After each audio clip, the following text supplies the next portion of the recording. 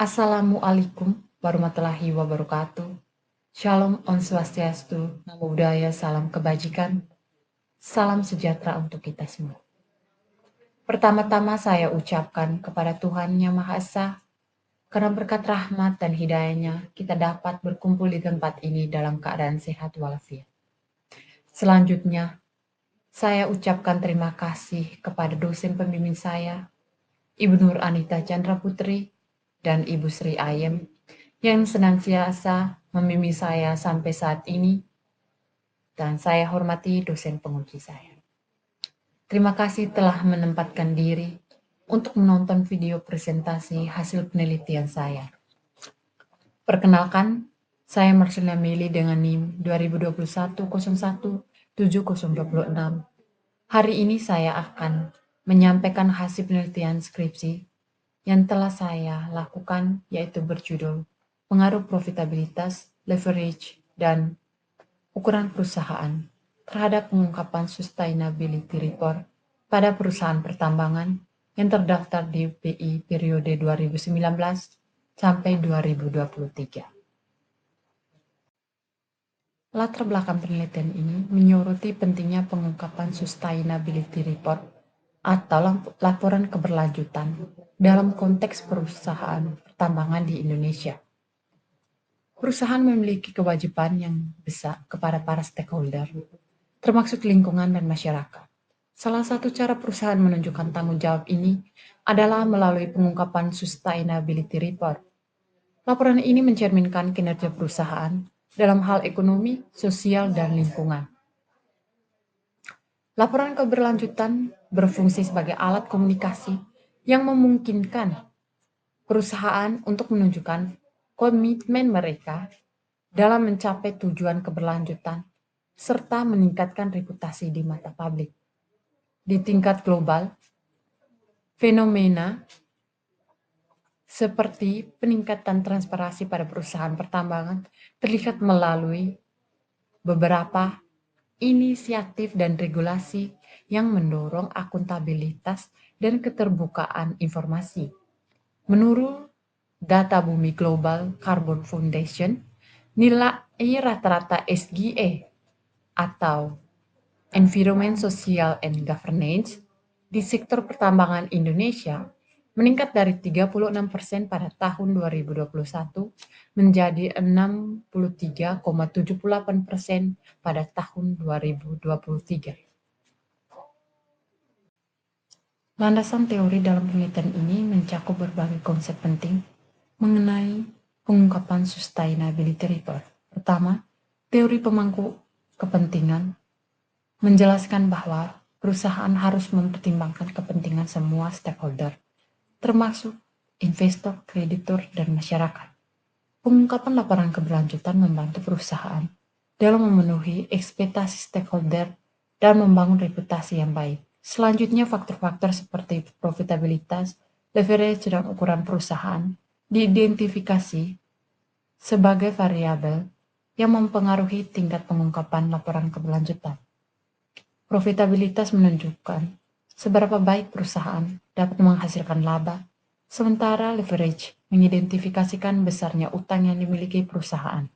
Selain itu, ukuran perusahaan berkaitan dengan kapasitas organisasi dalam beroperasi secara efisien. Kerangka pemikiran penelitian ini menyusun hubungan antara variabel-variabel yang berpengaruh terhadap pengungkapan Sustainability Report. 3 variabel independen yang dianalisis adalah profitabilitas, leverage, dan ukuran perusahaan, sedangkan variabel dependen adalah tingkat pengungkapan laporan keberlanjutan. Asumsi yang mendasari kerangka ini adalah bahwa perusahaan dengan profitabilitas tinggi memiliki sumber daya untuk berinvestasi dalam kegiatan keberlanjutan dan pelaporan transparan. Di sisi lain, perusahaan dengan leverage tinggi cenderung meningkatkan pengungkapan laporan keberlanjutan untuk memenuhi ekspektasi stakeholder, terutama kreditur yang berfokus pada risiko finansial. Ukuran perusahaan juga berpengaruh karena perusahaan yang seringkali memiliki lebih banyak sumber daya dan perhatian publik terkait keberlanjutan. Dengan menggunakan pendekatan ini, penelitian ini bertujuan untuk menguji pengaruh masing-masing variabel terhadap pengungkapan sustainability report dalam konteks perusahaan pertambangan yang terdaftar di Bursa Efek Indonesia selama 2019 sampai 2023. Metode penelitian yang digunakan dalam penelitian ini adalah pendekatan kuantitatif dengan analisis data sekunder yang dikumpulkan dari laporan tahunan dan sustainability report perusahaan yang terdaftar di Bursa Efek Indonesia. Populasi penelitian ini terdiri dari perusahaan di sektor pertambangan selama 2019 sampai 2023. Sampel yang digunakan dalam penelitian ini, 10 perusahaan, dipilih dengan purpose sampling. Total observasi 50 data selama 5 tahun. Uji statistik meliputi uji validitas, reliabilitas, asumsi klasik, uji hipotesis, serta analisis deskriptif dan regresi linear berganda.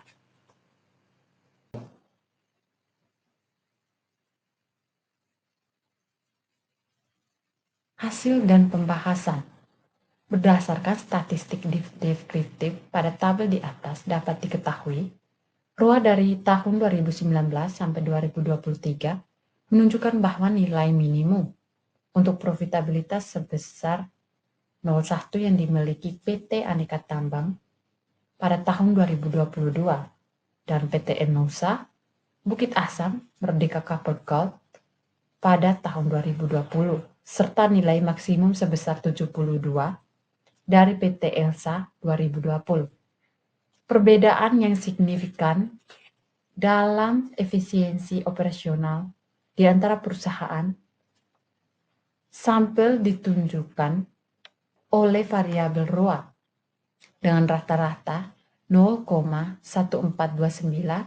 dan standar deviasi 14181 yang menunjukkan bahwa perusahaan-perusahaan ini secara keseluruhan memiliki kinerja yang baik dalam menghasilkan laba dari aset yang dimiliki.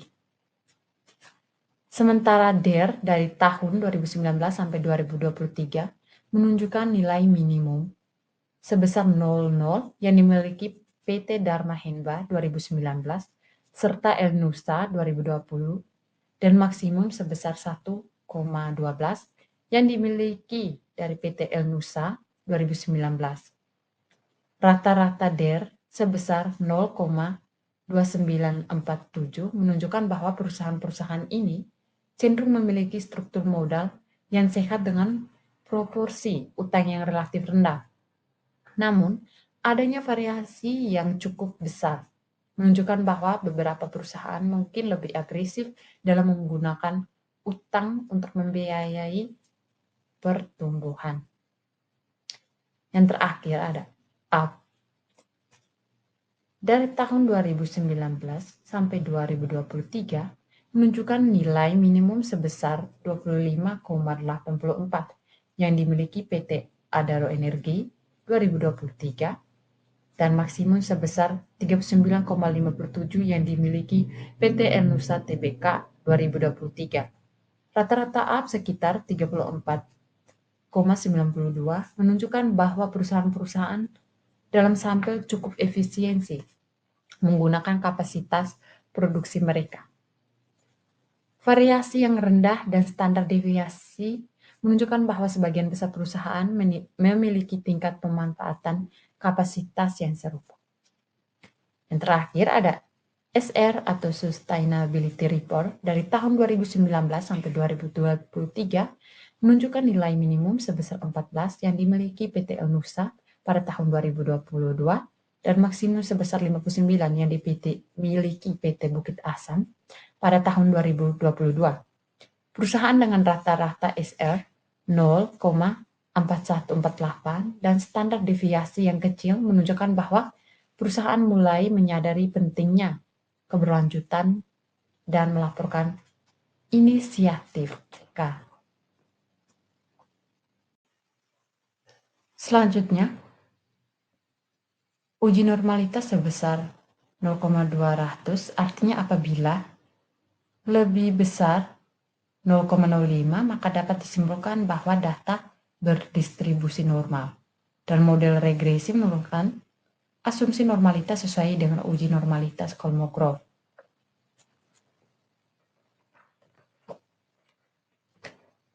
Untuk uji multikolinearitas dapat disimpulkan bahwa toleransi lebih besar 0,1 dan VIP lebih kecil 10. Dengan demikian dapat dikatakan bahwa variabel bebas tidak terlalu berkorelasi atau tidak terjadi multikolonialitas. Uji heterokedastisitas dapat dilihat bahwa hasil penelitian dengan menggunakan uji Gleiser menunjukkan bahwa hasil masing-masing variabel lebih dari 0,05. Oleh karena itu, dapat disimpulkan bahwa tidak terdapat gejala heterokedastisitas. Untuk uji autokorelasi, berdasarkan tabel uji autokorelasi, dapat diketahui nilai signifikan sebesar 0,391 lebih dari 0,05, maka tidak terjadi autokorelasi.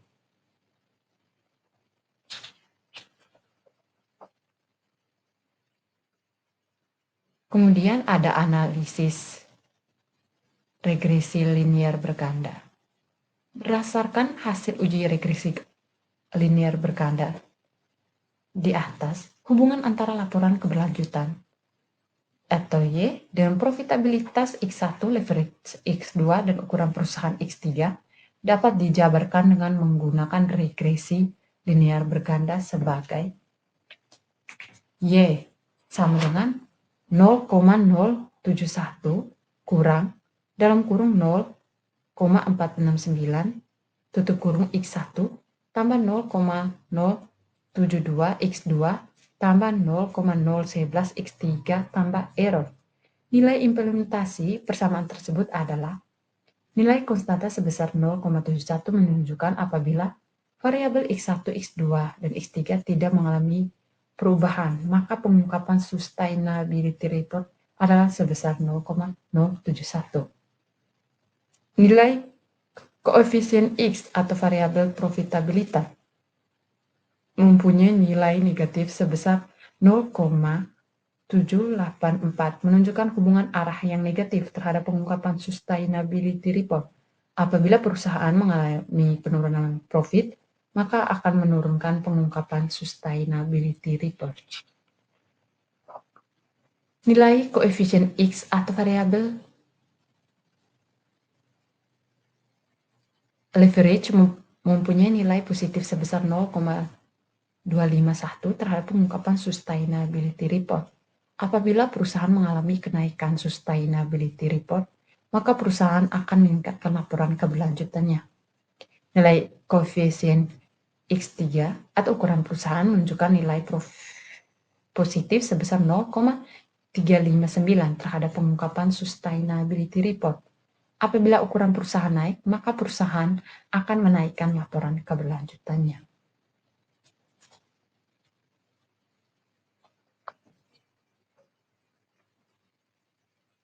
Yang berikut ada uji hipotesis. Pertama ada uji parsial atau uji T. Berdasarkan tabel dapat disimpulkan hasil uji pengaruh profitabilitas setelah terhadap pengungkapan sustainability report diketahui beta 0 minus 0,784 menunjukkan bahwa ROA memiliki hubungan negatif dengan variabel dependen. Artinya semakin tinggi ROA maka semakin rendah nilai variabel dependen dengan nilai koefisien atau SIC 0,000 lebih dari 0,05. Hipotesis tidak diterima, artinya tidak ada pengaruh signifikan antara ROA terhadap sustainability report. Kedua, hasil uji pengaruh leverage terhadap pengungkapan sustainability report.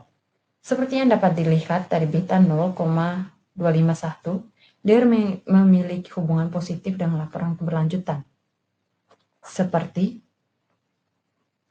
semakin besar nilai DER, maka nilai laporan keberlanjutan juga akan semakin meningkat dengan koefisiensi sebesar 0,001 lebih dari 0,05. Hipotesis diterima artinya ada pengaruh DER terhadap pengungkapan SF. Yang terakhir, hasil uji pengaruh ukuran perusahaan terhadap pengungkapan sustainability report. Seperti yang dapat dilihat dari beta 359, up memiliki hubungan positif dengan variabel dependen. Ketika nilai up meningkat, nilai laporan keberlanjutan juga meningkat dengan koefisiensi sebesar 0,00 lebih dari 0,05. Hipotesis diterima artinya adanya pengaruh up terhadap pengungkapan sustainability report.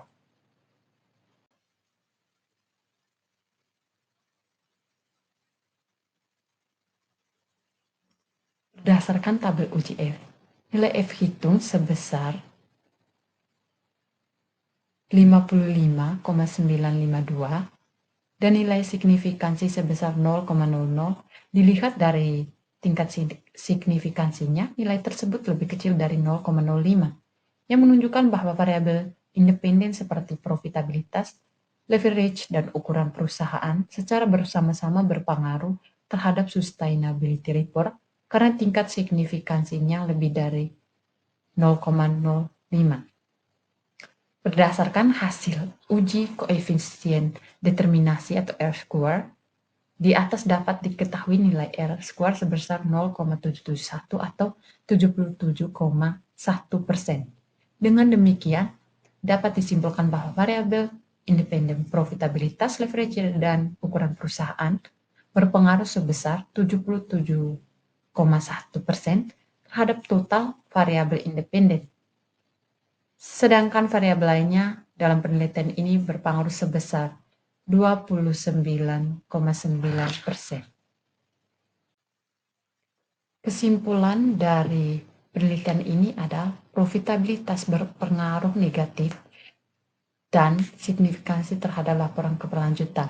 Artinya tingkat profitabilitas yang lebih tinggi sebanding dengan tingkat pengungkapan laporan keberlanjutan. Leverage berdampak positif dan signifikan pada pengungkapan laporan keberlanjutan. Artinya, perusahaan dengan utang yang lebih besar cenderung lebih transparan dalam pelaporan keberlanjutan mereka. Selanjutnya ada ukuran perusahaan memiliki pengaruh yang signifikan dan positif terhadap pengungkapan laporan keberlanjutan. Artinya, ukuran perusahaan yang lebih besar menunjukkan tingkat pengungkapan laporan keberlanjutan yang lebih tinggi.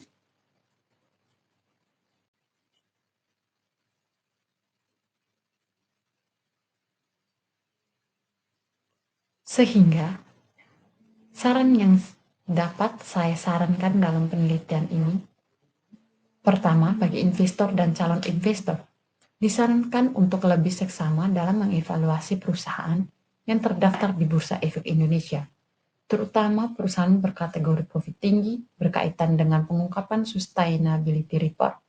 Selain itu, diharapkan perusahaan-perusahaan dapat meningkatkan pemahaman akan praktik dalam pelaporan berkelanjutan guna memenuhi ekspektasi stakeholder dan memperkuat tata kelola perusahaan secara bertanggung jawab.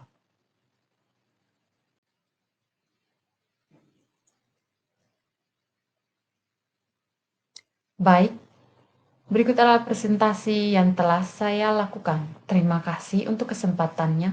Saya Marcelina Meli.